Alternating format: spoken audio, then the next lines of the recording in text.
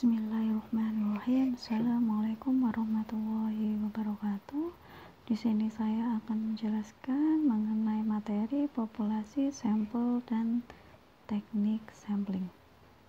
Oke, sebagai pendahuluan saya akan menjelaskan terlebih dahulu mengenai apa itu populasi. Populasi itu dikenal juga sebagai universe atau universal. Di sini secara definisi populasi itu adalah keseluruhan atau kumpulan objek yang memiliki kesamaan karakteristik. Jadi di sini pastinya akan memiliki sifat-sifat yang sama. Oleh karena itu, salah satu contoh dari populasi itu adalah suatu komunitas. Jadi komunitas tertentu itu merupakan contoh dari populasi. Populasi penelitian ini ada dua, yaitu ada populasi sasaran serta ada populasi sampling ya. Populasi sampling ini menunjukkan apa? Dia keseluruhan objek yang ingin diteliti. Jadi keseluruhan objek yang ingin kita teliti. Kemudian kalau sasaran, populasi sasaran itu menunjukkan populasi yang pasti akan kita gunakan sebagai sumber data atau yang akan kita jadikan sebagai objek penelitian. Ini adalah salah satu contohnya. Misalkan saya ingin melakukan suatu penelitian yang mana populasi sampling saya itu adalah mahasiswa di 4 analis kesehatan mulai semester awal ya 1 sampai semester 8. Itu adalah populasi sampling. Kemudian saya tentukan terlebih dahulu objek penelitian saya. Objek penelitian saya itu adalah populasi sasaran. Nah, populasi sasaran yang ingin saya dapatkan itu adalah mahasiswa di 4 analis kesehatan yang jenis kelaminnya perempuan yang usianya 20 tahun. Itu adalah perbedaan antara populasi sampling dengan populasi sasaran ya. Paham ya di sini contohnya? Atau saya kasih contoh yang lain. Misalkan saya kasih contohnya adalah misalkan populasi samplingnya adalah para penggemar drama Korea ya, seperti itu. Kemudian populasi sasarannya adalah para penggemar drama Korea yang menggandrungi Hyun Bin, misalkan seperti itu ya. Itu adalah perbedaan antara populasi sampling dan populasi sasaran. Kemudian jenis populasi berdasarkan jumlahnya itu terbagi jadi dua, yaitu ada populasi infinite dan ada populasi finite. Perbedaannya ada di mana? Jika populasi infinite itu populasi yang tidak pernah diketahui secara pasti jumlahnya. Contohnya itu adalah misalkan buih di lautan. Kalian kan tidak tahu jumlahnya berapa buihnya itu, ya. Kemudian contoh yang lain adalah plankton yang plankton yang ada di lautan, ya, itu tidak tahu. Kemudian debu di udara itu juga tidak tahu, itu termasuk populasi infinite.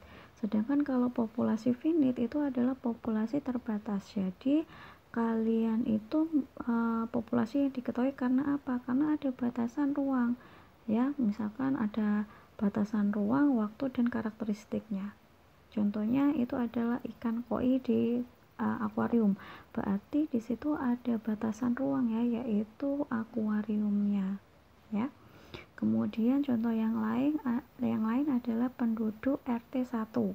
Ya, itu berarti ada batasannya ya, batasan luas wilayahnya ya. Di situ termasuk ke dalam populasi finite atau terbatas. Jenis populasi berdasarkan sasarannya itu terbagi dua, ada sasaran dan ada juga populasi terjangkau.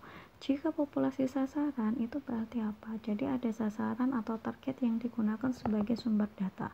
Sedangkan kalau terjangkau ini adalah populasi yang dapat dijangkau ya. Kemudian di sini ini adalah contoh dari populasi. Populasi ini adalah kotak yang besar. Jadi ini anggap saja suatu komunitas yang suka film drakor yang warna biru. Kemudian sampel yang ingin saya ambil itu adalah yang warna merah. Kebetulan yang warna merah ini adalah sampel penggemar Hyun Bin, ya, seperti itu. Sampel di sini artinya apa? Sampel di sini pada dasarnya artinya itu adalah contoh. Tapi definisi dari sampel itu sendiri itu menunjukkan apa? Dia wakil dari populasi yang dia memiliki karakteristik sesuai dengan populasi. Jadi istilahnya sampel itu merupakan representatif dari populasi. Nah, sampel ini kita gunakan sebagai objek penelitian, ya, yang kita gunakan sebagai sumber data. Kemudian jika sampel menjadi sumber data, maka yang akan kalian dapatkan adalah karakteristik sampel itu sendiri, bukan dari populasi, tetapi karakteristik dari sampel itu merupakan representatif dari populasi yang ingin kalian gunakan. Nah, ciri-ciri sampel itulah yang kemudian kita ujikan dengan yang merupakan kita kenal juga nantinya itu dengan statistik, ya. Kemudian hasil dari pengujian sampel akan dimasukkan ke dalam penyajian data. Penyajian data di sini bisa meliputi coding, kemudian dimasukkan ke tabel, ya, kemudian bisa juga di grafik dan lain sebagainya. Insya Allah pada pertemuan selanjutnya akan kita bahas. Kemudian kriteria sampel itu sendiri ada berapa? Kriteria sampel itu ada dua, ada inklusi dan ada eksklusi. Inklusi itu merupakan apa? Jika kriteria itu yang kita inginkan sebagai objek penelitian. Sedangkan kalau eksklusi itu ciri-ciri sampel yang tidak masuk dalam objek penelitian. Saya kasih contoh, misalkan saya ingin meneliti DM tipe 2. Maka yang termasuk kriteria inklusi adalah pasien yang memiliki kadar glukosa lebih dari 200 mg per dl. Kemudian yang kedua usianya 40 tahun, ya. Kalau eksklusinya apa? Eksklusinya pasti kebalikan dari inklusi. Berarti apa? Pasien yang memiliki glukosa darah kurang dari 200 mg per dl. Kemudian yang kedua, pasien yang usianya kurang dari 40 tahun, misalkan seperti itu. Kemudian besar sampel ini apa? Jadi saya ambil dari buku yang ditulis oleh Neolaka, dijelaskan bahwasanya secara umum untuk penelitian korelasional atau menunjukkan korelasi, ya, jumlah sampel minimal yang digunakan adalah 30. Kemudian secara umum untuk penelitian eksperimental jumlah sampel minimum yang digunakan adalah 15. Kemudian secara umum jumlah sampel survei itu sekitar 100. Besar sampel yang tepat untuk rata-rata penelitian itu memang sekitar 30-500. Jika sampel dipecah ke dalam subsampel untuk tiap kategori, maka besar sampel minimum itu 30 per kategori. Yaitu adalah pendapat Neolaka 2000 yang saya ambil dari bukunya yang cetakan pada tahun 2016. Kemudian dalam penelitian itu maksimal kesalahannya untuk sekitar nilainya 5%, tapi ada juga yang 1%. Semakin kecil itu semakin baik untuk tingkat kesalahannya, ya. Tapi apakah ada yang 10%? Ada, tetapi untuk yang penelitian kesehatan lebih baik antara menggunakan 1% atau 5%. Semakin besar tingkat kesalahan, maka semakin kecil jumlah sampelnya, dan sebaliknya, semakin kecil tingkat kesalahan, maka semakin besar jumlah sampel yang digunakan. Kemudian untuk menentukan besar sampel itu apa saja yang harus kalian lakukan? Yang pertama, kalian tentukan terlebih dahulu tujuan penelitian kalian. Apakah kalian gunakan adalah untuk mengetahui perbedaan, korelasi, apakah untuk hanya uji prevalensi saja? Jadi makanya itu harus tentukan terlebih dahulu tujuan dari penelitian kalian. Kemudian sesuaikan jenis penelitian. Apakah penelitian kalian jenis eksperimental, observasional, ataukah deskriptif? Karena jenis penelitian itu pastinya akan mempengaruhi penentuan besar sampel. Kemudian tentukan cara pemilihan sampel. Contohnya di sini adalah apakah sampel yang kalian gunakan itu bebas atau berdiri sendiri ya, atau sampel itu paired sampel. Jadi maksud paired sampel itu saling berhubungan ya. Jadi misalkan pengujiannya itu ada pre dan post ya. Kemudian kemaknaan atau kita kenal juga signifikansi yang kalian inginkan, terutama untuk pengujian statistik. Biasanya p-value-nya itu yaitu 0,05. Jika misalkan dia kurang dari 0,05, maka dibilang terjadi perbedaan atau hubungan secara signifikan atau bermakna ya. Kemudian sesuaikan dengan sarana yang tersedia.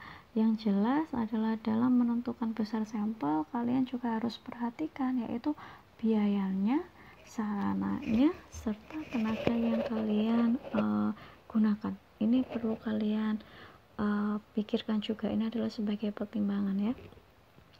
Kemudian teknik pengambilan sampel itu sendiri pada dasarnya terbagi jadi dua, ada probability sampling serta ada non-probability sampling. Jika probability sampling di sini contohnya adalah simple random sampling, ada systemic random sampling, ada stratified random sampling, ada cluster random sampling serta multi-stage random sampling. Sedangkan kalau non-probability sampling di sini ada convenience atau accidental sampling ya, kemudian ada purposive sampling, kemudian ada judgment sampling, kemudian ada sampling jenuh, ada kuota sampling, kemudian ada snowball sampling serta double sampling. Oke, penjelasannya akan saya jelaskan berikutnya. Oke, kita mulai terlebih dahulu dari probability sampling. Probability sampling itu apa? Jadi probability sampling itu menunjukkan bahwasanya teknik pengambilan sampel itu yang memberikan peluang yang sama ke tiap anggota populasi untuk menjadi sampel. Jadi dalam populasi tersebut itu memiliki peluang yang sama ya untuk kita ambil sebagai sampelnya. Ada beberapa jenisnya, yaitu yang pertama adalah simple random sampling. Di sini sampel yang diambil secara acak tanpa memperhatikan strata dalam populasi. Misalkan saya ingin mengambil sampel ini ya, mahasiswa di 4 analis kesehatan untuk yang mahasiswa semester 6 misalkan seperti itu, maka saya membutuhkan misalkan 30, maka saya ambil secara acak 30 itu, entah itu laki-laki atau perempuan saya anggap sama. Itu adalah simple random sampling. Kemudian ada systemic random sampling, yaitu pengambilan sampel pertama ditentukan secara acak, sedangkan sampel berikutnya diambil berdasarkan satu interval tertentu. Maka nanti itu biasanya ada rumus interval ya, yaitu K sama dengan N besar bagi N kecil, yang mana K itu menunjukkan cara intervalnya, N nya di sini adalah menunjukkan jumlah populasi, dan N kecilnya adalah jumlah sampel. Kemudian ada stratified random sampling. Di sini pengelompokan unit-unit dalam populasi menjadi strata tertentu. Nah, nanti saya kasih contoh. Ini adalah contoh simple random sampling. Jadi ini adalah populasinya, kemudian saya ambil secara acak di sini, kemudian saya jadikan sebagai sampel. Ya. Di sini contoh systematic sampling. Jadi itu ada polanya. Misalkan saya ambil terlebih dahulu yang pertama itu mulai dari yang ketiga. Kemudian yang kedua ditentukan di sini misalkan dari 3 ke 6 seperti ini ya, maka kita tentukan cara intervalnya. Berarti ini cara intervalnya berarti 3 angka, maka nanti tahapan selanjutnya yaitu pada interval ketiga ya. Di sini makanya contohnya 3, 6, kemudian 9, maka selanjutnya adalah 12. Itu adalah contoh dari systemic sampling.